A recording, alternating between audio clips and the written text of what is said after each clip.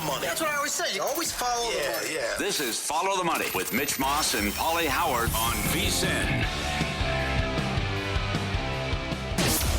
Great moments in history have begun with a question. To be or not to be, that is the question. What came first, the chicken or the egg? Was it over when the Germans bombed Pearl Harbor? And what kind of hair product does Mitch Moss use?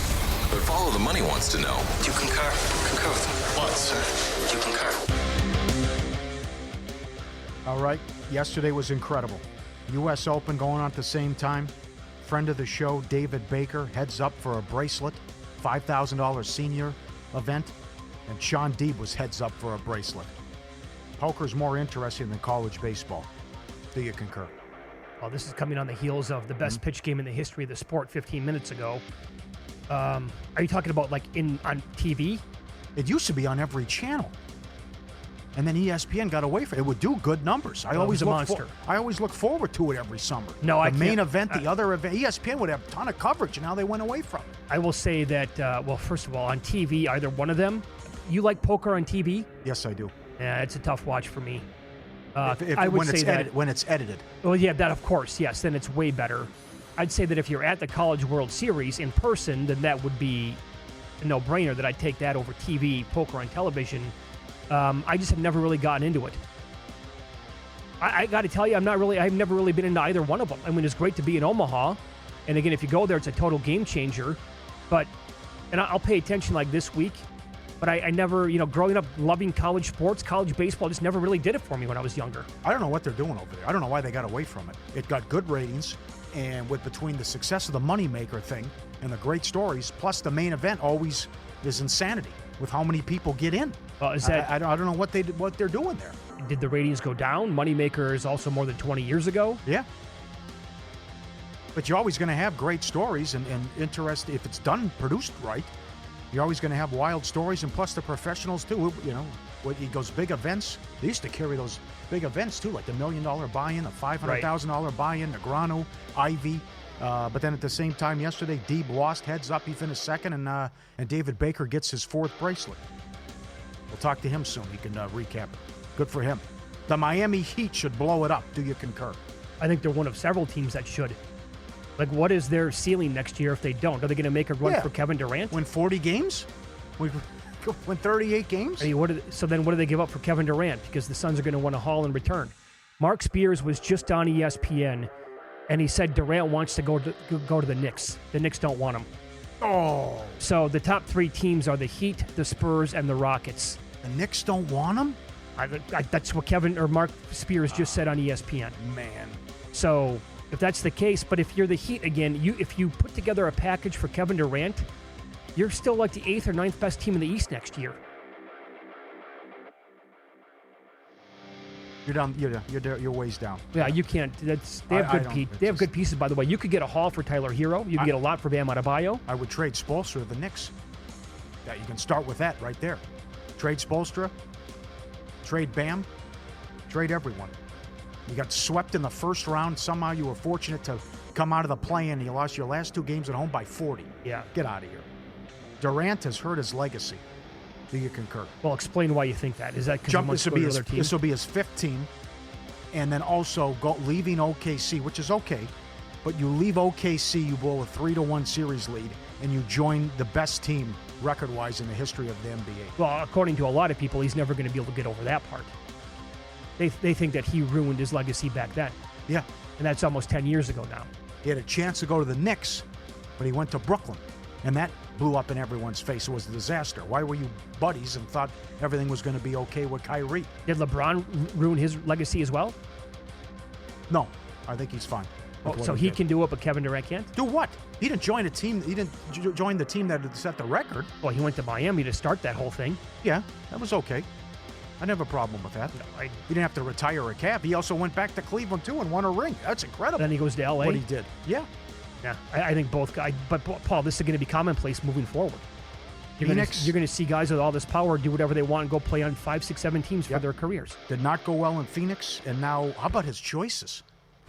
His list: Miami, San Antonio, and Houston. Yeah, So he's going to go out with a whimper. I'll tell you what, if he goes to San Antonio, people are going to make the case to bet them next year. I will not be one of them. The only team on that list that would make sense to maybe on a future bet would be the Rockets. And that would depend on how much they would give up for the guy. But I also, he's one of the, top 3? And I'm talking about, now I don't care what the all-time points record is. I don't care where he ranks. I'm talking about get a guy a basketball with his ability, his dribbling, with his size. He's one of the top 2 or 3 scorers who's ever played the game of basketball. Period. So I don't know, is he a top 15 player, top 25 player? And so does that get dinged if he goes to another team? Why does he want to go to Minnesota? He wants nothing to do with the Timberwolves, Shams reported. Yeah. You have a chance to win, you go there. Been in the conference finals the last 2 years. The T-Wolves, again, depending on what they would give up, they would be a contender with him. Yeah. Yep. The Red Sox organization will continue to do this on a regular basis. Year in, or I don't say year in, year out. I'll say regular basis. Do you concur? Are they going to be the Pirates now? We're just, okay, well, the guy's too good. Now we got to trade him. We don't want to pay him all this money. And you know who they're going to be? That's a good example. I'd say they're going to be the Marlins. I cannot imagine being in that city as a Red Sox fan today. Yeah. I would be so livid and so pissed off after what you had to put up with, before you finally won one back in 2004. Yes. And then I know you rattled out 4 of them in a 14-year stretch, which was, and then they're winning all those rings and championships in that city anyway across every sport. Well, they were spending. Of course. Too. Look at it. I mean, there are people who actually called this. Bill Simmons tweeted in 2022, can't wait for the Devers for Prospects trade. Keep cutting those costs so you can sell the Red Sox or redirect the money for the Vegas expansion team with the LeBron guys. That's what he tweeted. And So you got it right, December of 22. My answer is going to be yes, because if they did it with Mookie Betts, which is, by the way, the one trade that I would never get over as a Red Sox fan. Right. Right? If they did it with him, they did it again yesterday with Devers, you would think it's going to continue. Do you see the similarities with Luka? Of course you can. I don't know. We gave him all that money. The body. They didn't shop him. That's another one. Why didn't you shop him? Well, to him, Devers only wanted to play. He only wanted to hit. And anything else that comes along with being a Red Sox player, they weren't happy with. So they said, okay, I can't. The haul is just outrageous to me.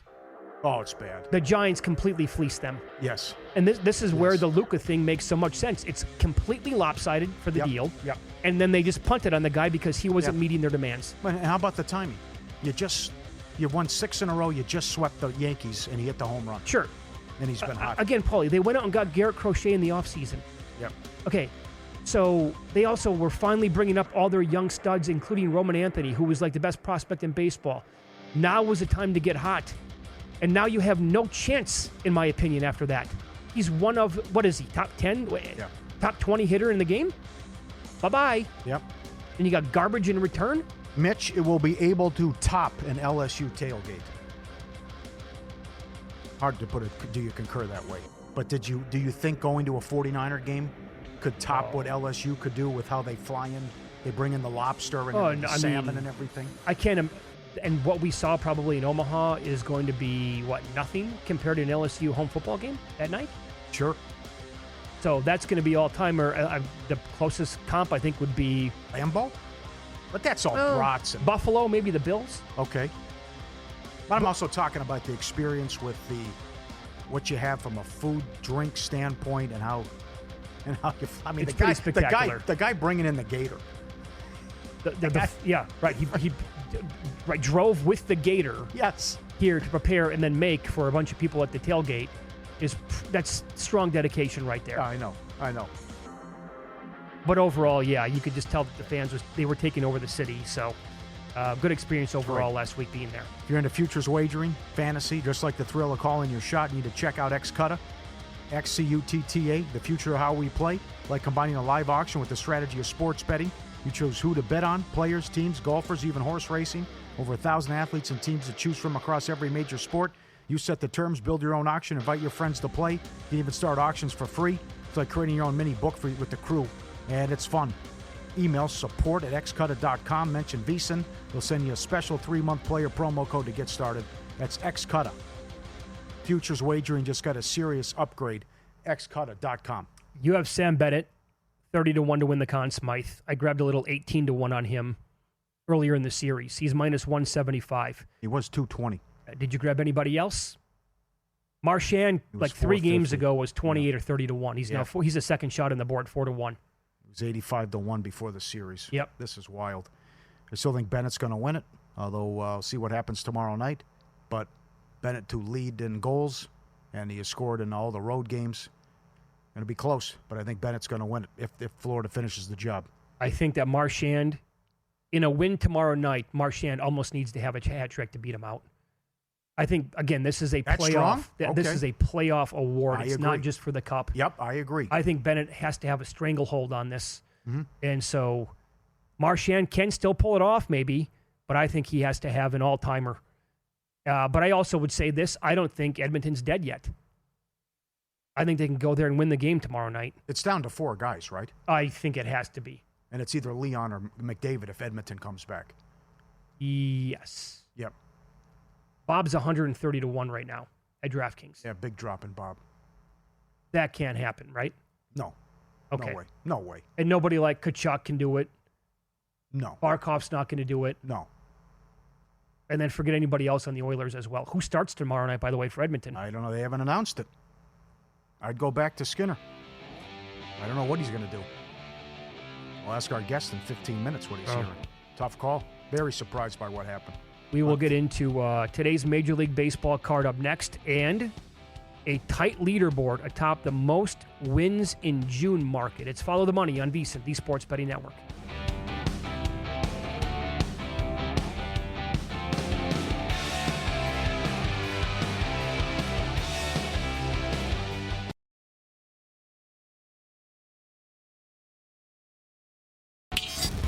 This is Follow the Money on VSiN. Pauly, I have a bet on the New York Yankees at plus 550 for the most wins in Major League Baseball for the entire month of June. So that sweep at the hands of the Red Sox this past weekend, not exactly what the doctor ordered. They currently have 7, and they're 3 back of the Astros. Suddenly blazing hot with this Houston team, not only just in general, but now they're 4.5 up in the American League West on top of that. Then you have a bunch of teams with 9 wins in June. The Giants, the Red Sox, hello, Baltimore, the New York Mets, the Diamondbacks, and the Rays. And then another handful of teams at 8 wins. So, hey, guess what? It's going to come down probably to the final day of this, and 3 or 4 teams might be involved yet again, as it does every single month. But I think some of these teams were massive numbers for June. No doubt. Baltimore had to be... Oh, yeah. They're on pace for 106 losses. Yeah. And Mets just got swept at home by the Rays. Yep. Great action. Great sweat here. An hour ago, we had Matt Vasgersian on the program from MLB Network. We talked about the Ohtani comeback to the mound tonight. Dodgers against the Padres. They get Dylan Cease. By the way, Cease just went against them last week. Struck out 11. Ohtani's going tonight with the opener. And Matt told us, by the way, if you missed the conversation, go back, find the Follow the Money podcast wherever you get your podcast, and you can listen to the whole conversation. But he said it's everything they've been talking about today is Ohtani, and how long does he go tonight? And he told us that it's completely up to Shohei. So if he wants to push it for 2 full innings and maybe a third one, then whatever Shohei wants, Shohei gets, and he'll go out there and probably do that.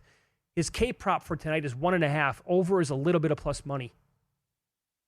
But who knows? Yep, I know. Like with how long the guy's going to go. Yep. It's great to have him back. Should be a fun matchup tonight. Freeman owns Cease, hitting .462 against him. Kike hits .430 against him. And we'll see if they can bounce back after he handcuffed him in the last meeting. Probably too high. If the guy's only going to go a couple innings, could the Dodgers be $1.50? Although Cease is so damn frustrating. Yeah. He's either awesome or he gets knocked out in the 3rd inning. Right. Maybe. Because it's going to be, for the most part, it's going to be a bullpen game. But, so Padres obviously very good as well. So maybe plus 135 is a high enough number to consider. Also tonight, the Angels are playing in the Yankees against the Pinstripers. Giancarlo Stanton is supposed to return tonight or tomorrow night if he's not in the lineup for this game. It's Soriano versus Schmidt. Soriano gave up 1 run over 7 innings and had a career-high 12 Ks against the A's last Tuesday. No decision there. but he was rocked for 7 runs in 3 2/3 against Boston his previous start. Here's the deal on him. He has not allowed a home run in his last 50-plus innings pitched. The second longest streak among starting pitchers. Blake Snell, 53-plus innings for him. But the problem is Soriano walks the ballpark, and it's 4.42 walks per 9. And I've seen some projections where he's almost touching 4 walks in this game tonight. His prop is 2.5, juice like minus 150, but I'll flip it. What about Aaron Judge minus 150 to draw a walk tonight? 1 walk. That's all he needs. Yeah, he's in a funk. I don't believe he drew a walk against Boston the entire weekend. So it's been a minute. Says I got to swing at strikes. Had a bad weekend. Yeah. So minus 150 on that. And Mike Trout missed the series against the Yankees back in May, bone bruise at the time. In 26 career games at Yankee Stadium, his slash line is 333, 416, 657, with 7 home runs and 16 RBI. So typically Trout has shown up to play here in this spot. I think they'd be in a foul mood after getting swept by the Red Sox. I think the Yankees will bounce back, and Schmidt's been good as well. Yeah. And they can touch up Soriano and get back on track.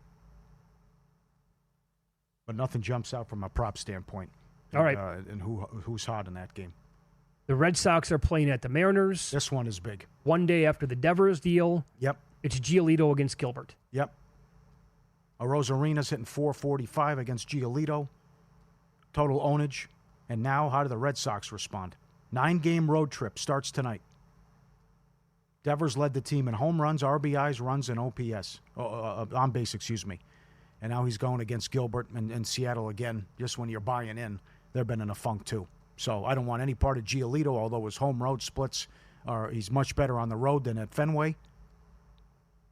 But interested to see how Boston treats it now. What do you think of that standpoint? We don't want them to poison the young players. That was interesting with Vesker. Well, that part might make the most sense, I guess. Bad attitude and Sure, setting a poor example, right? Got to be a leader. So the Red Sox, and again, another peculiar, nugget to the trade and the timing of this whole thing. Their starters have a 1.05 ERA during the 5-game winning streak. So strange. Giolito's walk prop tonight. Here's another one to maybe look at here. It's 2.5. He's walking 3+ batters per 9. Jorge Polanco for the M's. He has 40 career plate appearances against Giolito and 8 walks. He is plus 150 to draw a walk tonight. Maybe something to take a peek at or consider here in this game. But I'm also curious because Gilbert's K prop is like 6.5. Mm-hmm. Is he going to come back in his first start and just go out there? Hey, buddy, give us 90 pitches. 6-7 strong innings. Sure. Yeah. Don't know. Astros 24-12 since May 12th, by the way. And now you're going into Sacramento where it's been a launching pad. Total 10.5. Woo! How about the A's? They've lost 14 in a row on the road, and they sweep the Royals. That's embarrassing. There were a ton of sweeps this weekend across the whole sport. 9. Third time it's happened at many. Wow. 9 sweeps yesterday. Well, and now this is a potentially pretty big ding here for the Astros at Lance McCullers, who was actually he did not. It wasn't so hot for him against the White Sox last week. He allowed 4 runs in 5 innings. He allowed 8 base runners in that time. But like the Ks per 9 were up to 12. The 4 previous starts, he had a 2.21 ERA. The guy was pitching well for like about a month, give or take. And now he hit the 15-day IL earlier today. And he's hurt yet again. And that's a complete killer for them. So I think Mitch Spence is going to go. He threw 5 scoreless at Anaheim last Tuesday. No decision, 2-1 extra innings loss. But the third start, if that's going to be the guy joining the rotation. The total here tonight, again, up to 10.5 with, I think that moved a little bit after McCullers was announced out for the game. But it's a Sacramento home game, and it's going to be the same story, right, as it is almost every single game here at home. High temperatures, wind probably blowing out during. It is blowing out throughout the game. Should the Nationals be $2 against anybody when it's not Gore? Probably not. Yeah, here we go now. Nationals, and you get swept by Miami, and now you're $2. Is Gore going? It's a 4-game set, right? So we're going to see Gore? Gore is going Thursday, I Okay, believe. great. After what Holmes did against this Rockies team. But the Rockies finally get a win. On pace to lose 132 games. Mentioned it earlier. Worst 70-game start since 1899. And it's Palmquist now as Freeland's hurt. But Irvin, 180, 185 in that range. I don't know. I think the Rockies might get a couple here. Well, plus, for the entire month of June so far, the Nationals are last in the bigs in runs scored, on-base percentage, and also slugging. Yeah. James Wood, who was on a tear pretty much for the entire season, his slash been bad, it's I know. been bad now for the entire month. Yeah. 11 of 46, 1 home run, 5 RBIs, and that's it. The marquee game, the way that these two teams are playing, well, one of them, it's not Dodgers, Padres, Yankees obviously tonight as well, but O's, Rays, probably third on the list. Mm-hmm. Both teams have 9 wins so far in June. They are hot. I Yep. was going to say, the Rays have outscored opponents 143-71 in their last 24 games, and they're averaging an MLB best 6 runs per game going back to May 20th. Pitching staff in that time, 2.55 ERA, best in the majors. I got to go against Sandy tonight. I think the Phillies get the win. He did have 2 good starts. 2 in a row here. But consider the competition who he was going against as well. It was Rockies and it was Pirates. Oh. So a whole different ball game here with the Phillies. To that point, Pauly, the Marlins have lost 8 of Sandy's last 9 starts against the Phillies. And Alcantara in those 9 contests, 0-5 with a 4.58 ERA. Okay. Again, Freeman, 462 against Cease. Hernandez, 430. Arozarena, 445 against Giolito. And Sandy had horrible numbers this year prior to those 2 starts. So do what you want with the player props. There's some good stuff there for you. Good luck. Introducing the $500 try from GBank, First Bet, and VSiN. All you need to do is open a GBank Visa Signature credit card in the first 90 days. Deposit and play through $1,000 at First Bet to trigger the $500 try. You get $200 in cash back rewards on your GBank Visa Signature credit card. And First Bet gives you a $100 deposit match. VSiN completes the try with a free subscription through August 31st. $200 value, and that's the $500 try from GBank, First Bet, and VSiN. Head to VSiN.com/GBank. One-time promotion limited to customers opening a new account. VSiN.com/GBank. Up next, we'll hit the Stanley Cup Final with game number 6 going on tomorrow night as the series will go back to Florida yet again. Tom Gazzola joins the program from Edmonton. And I don't know, to me, just when you expect this series to zig, it zags. And that would, I think, mean that the Oilers are going to force a Game 7. Does he agree with that? We'll find out how he's betting the game next on Follow the Money. It's VSiN, the Sports Betting Network.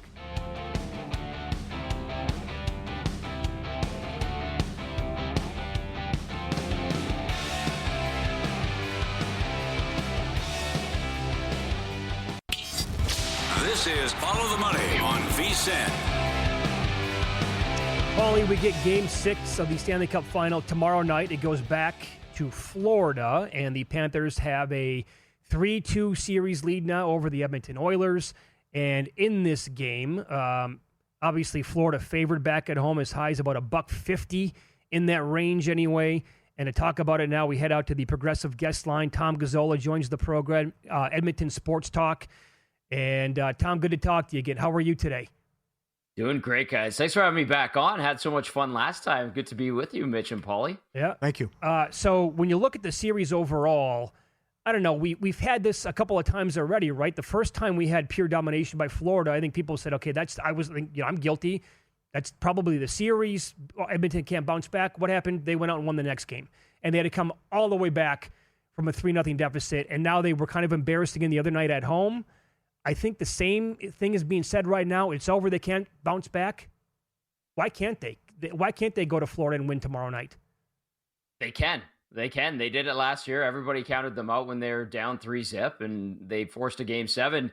Edmonton gets better in later games in every playoff series. At least they seem to. They've been pretty efficient this year, taking care of Dallas and Vegas in 5, 6 for LA in the first round. But they've met their match in the Panthers, no question here. But it was interesting. Saturday here around town, people coming in from all over the province, people coming in from all over the country. We had people up here from Florida, and the vibe was awesome. 10 a.m. lined up out the door for the bars and restaurants in the district right outside the arena, and then they get the huge letdown during the game. Edmonton was bad, you guys. Like they showed up and were very tepid. They backed into that game. They dipped their toe in the water while Florida dove in beautifully. Like, you could use all those cliches.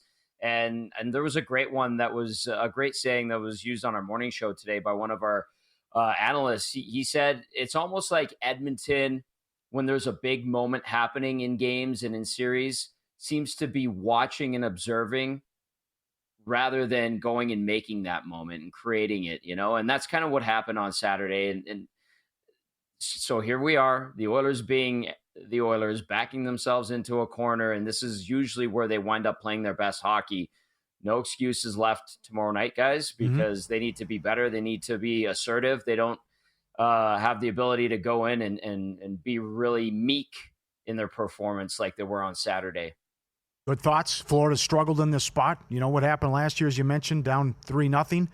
Could have closed out Toronto at home, lost in Game 6. Could have closed out Carolina, got shut out, so Edmonton's got a shot. But when we talked to you last time, I said, what's your level of concern with the penalties and how bad the kill's been? You said sky high. It's carried over here. What's going on with the penalty kill and taking silly penalties?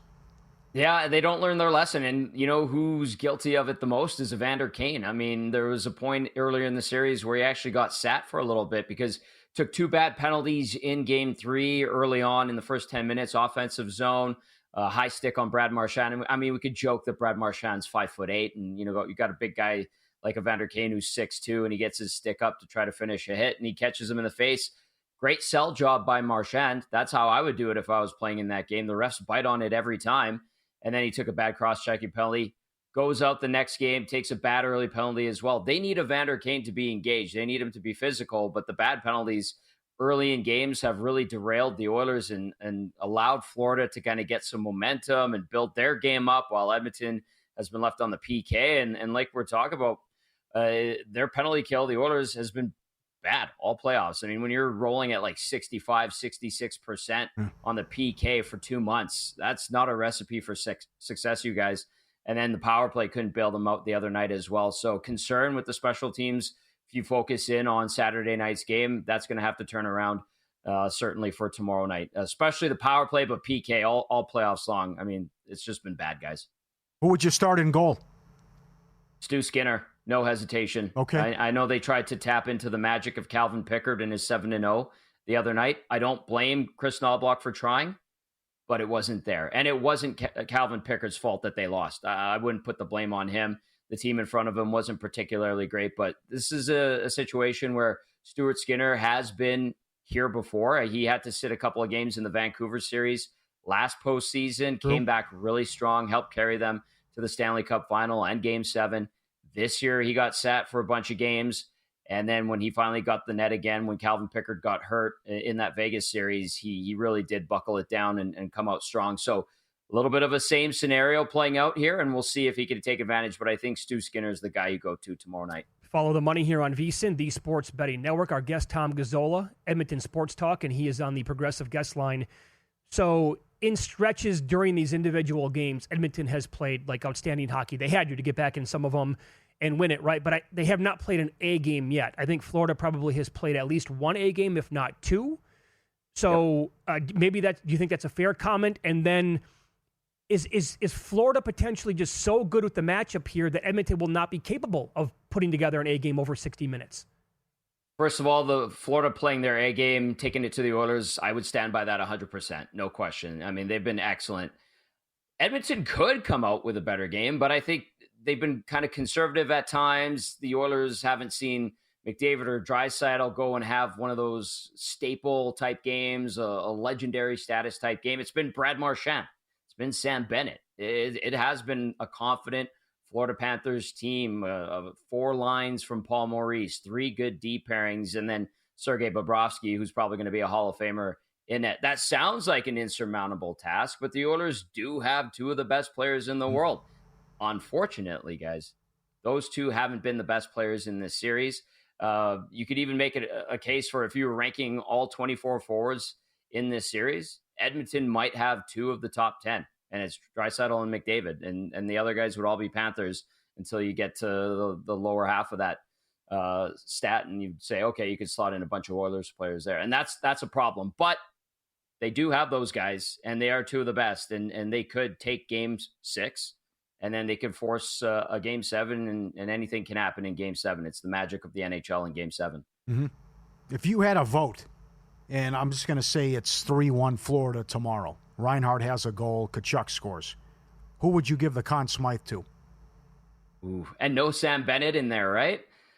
Between those two, I think Reinhart's been great. No, I was just saying. Okay, let me put it this way: Bennett, Florida wins. Bennett and Marchand don't score, but they win the game. Who would you? I'm just saying because they're the two favorites. Who would you give the Conn Smythe to? Well, to me, I mean, Bennett's just been a beast. I'd actually put Reinhart up there as well. I think he's had a sneaky good final and a good playoff. I mean, the guy's a 50-goal scorer in this league. He's an excellent player. He's named to Team Canada's Olympic team today, by the way. One of the first guys named to it. So there's no denying Sam Reinhart, along with Sam Bennett, have been excellent. Tkachuk a little quieter. He did have that 2-goal game where he put a bit of a stamp on one of the games in this series, and he's done that with whatever's been bothering him. Maybe it's that groin still, but in that case, I'd go Bennett and then Reinhart, depending on who comes to the forefront in Game 6, and then if there's a Game 7. It was Reinhart last year that scored the cup-winning goal, too. So he has a penchant for rising to the occasion in big moments. No denying it. Mitch and Pauly, their big guns have been the better players. Florida's have in this series, and that's why they're on the cusp of winning another Stanley Cup here. Totally agree. And here's another reason why I think what you said is kind of spot on. I don't necessarily agree with the odds board to win the Conn Smythe. I think there should be a bigger gap between Sam Bennett and Brad Marchand. Yeah. He's been an unbelievable story. He's killing it here in the Cup, but this is a playoff award. And if you look at it like that, to me, it's more lopsided than Bennett minus 220, Marchand plus 450. What do you think about that? I'm with you on that. I know for the sake of argument and radio and TV, it's more fun when we go toe-to-toe, but I actually do agree. It is a good reminder. I know in the NBA, it's the finals MVP. In hockey, it's the entirety of the postseason, and Sam Bennett has been the guy. I mean, he's having a magical season. We saw him at the Four Nations face-off with Canada. Just an absolute beast. And he's one of those guys, up here in Edmonton, we've been calling the Panthers and their style rat hockey. And Sam Bennett is at the forefront in this little rat pack, for lack of a better term. And he's got Marchand with him. And even Keith Tkachuk, Matthew Tkachuk's dad's even saying that Matthew Tkachuk has a face you want to punch. That's rat hockey. That's what these guys are doing. They're so good. If you knock one down, there's another one coming out of the hole to bother you and pester you. So fair statement. I'm with you, but these guys, they're annoying, and those are the type of hockey players that are the most frustrating to play against. And the worst part of it is they back it up with great skill too. Tom, in 20 seconds here, do you have a favorite bet for tomorrow night? Probably take the over if it's set at 6.5 again. Yep. And then for some reason, call me a homer. I don't care. I'll go with the Oilers to force a 7th game. And then we get a magical weekend here in Edmonton where anything could happen. How about that? Yeah, that'd be awesome. That'd be great. Yeah, you can follow Tom on X at Tom Gazzola, Edmonton Sports Talk. Thank you, buddy. We appreciate the time as always. Thanks for having me again, guys. Always a pleasure. Good luck to the Oilers tomorrow night, and he was on the Progressive guest line. Marchand has already cashed 4+ goals in the Cup, 10-1. Bennett was plus 550. What was 6 on Marchand? That I don't know. 80 I know to 1? You talked about it on the air. You threw it at me. Should we take 90-1, 85-1 Conn Smythe? I said Game no. 5 NBA Finals. Props on the MLB card coming up.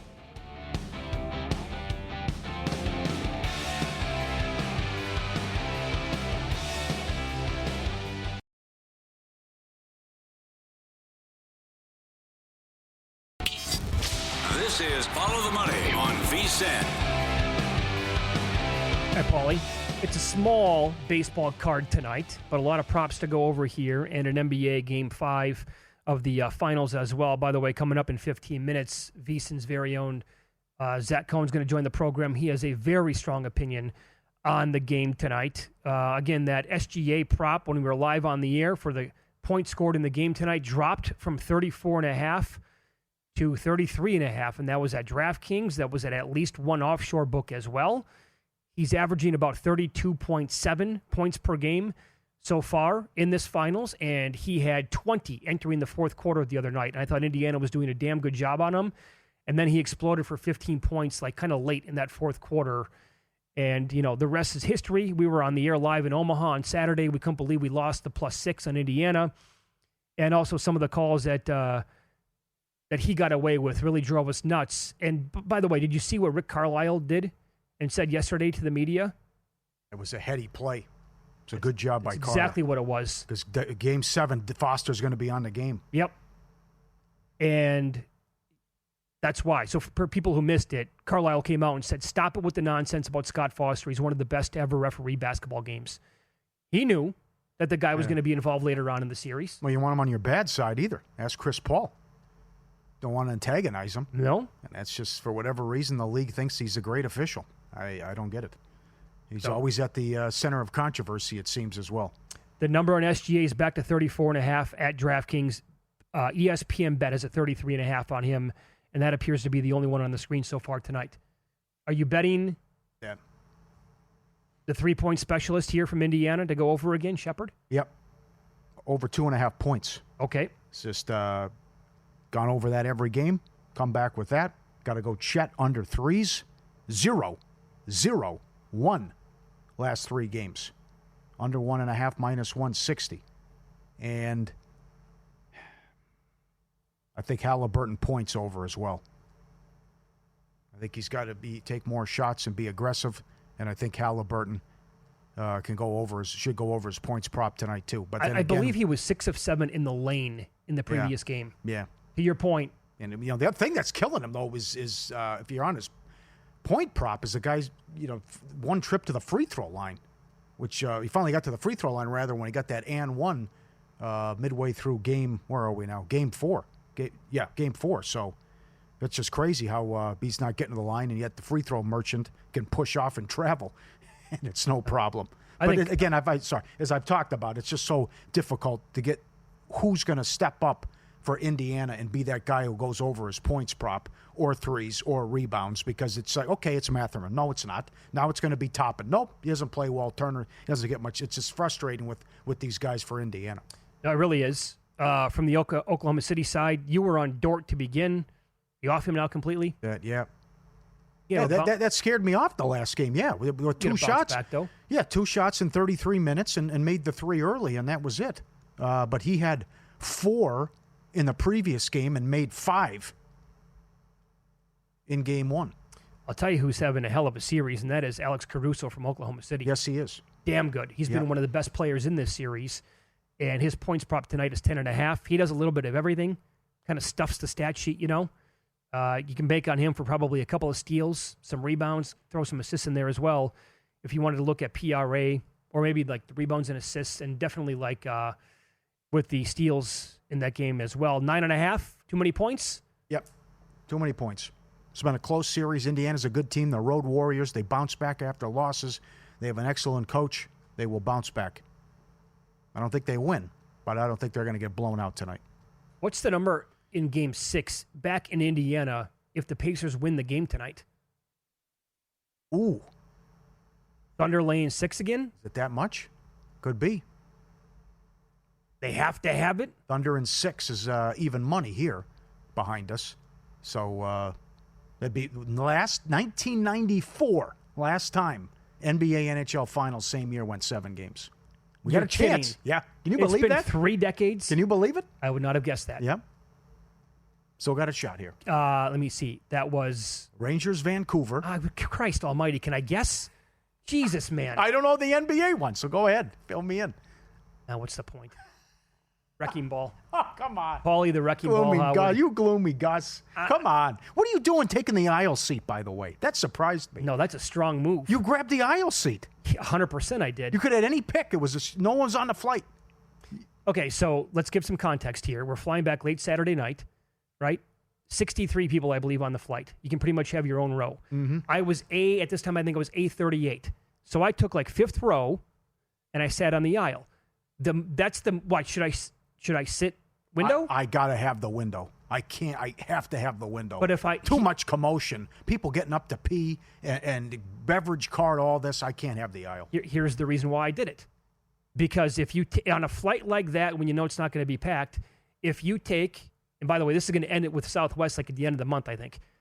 If you take the aisle seat, there's a good chance that a single other human being is going to sit next to you.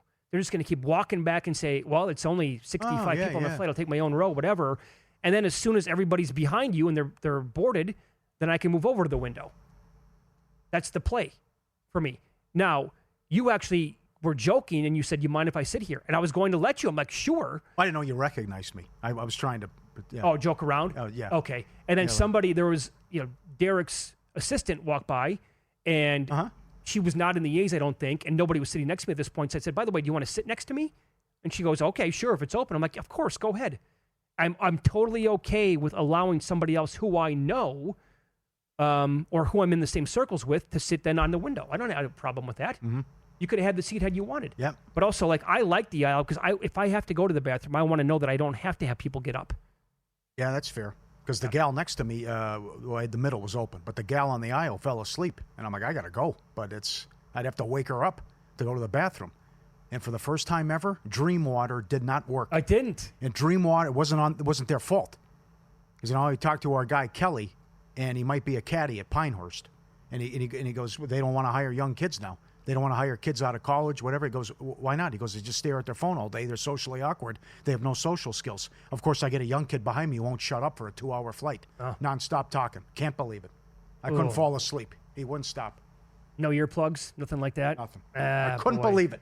How about that? I go, who talks during the whole flight? Why would you want to? You didn't even know the guy. Talking to a stranger. It's the whole thing. Yeah, I'm from Moraga, coming out. I go to the Giants games all the time, and it just wouldn't end. How about this? I doze off. I come back. The fool's still talking. You're allowed 5 minutes to have small talk with a stranger. Yeah.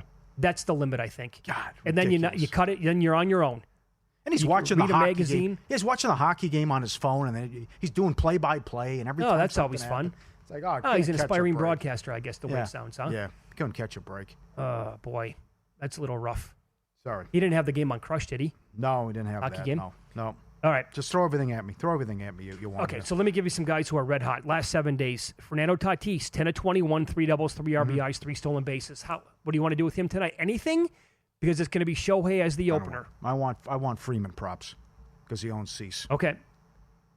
Jordan Westberg has been hot for Baltimore.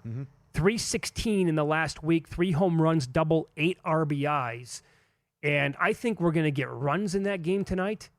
Steinbrenner Field going to be hot, muggy. Again, it's a carbon copy every single day. Winds blowing out yet again. And it's Pepio in this game going for the Rays, and the total's 8.5 here. But if you want to ride Westberg, that might be an option.